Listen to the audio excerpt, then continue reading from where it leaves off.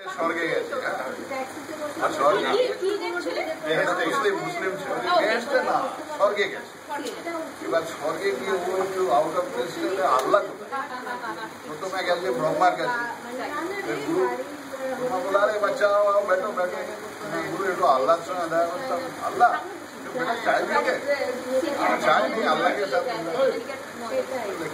चाय पियोगे बोले अल्लाह को तार बोले क्या जो विष्णु का विष्णु देखे तो हाँ की चाय गुरु तो अल्लाह संगे দেখা করবে লাল না চা খাবে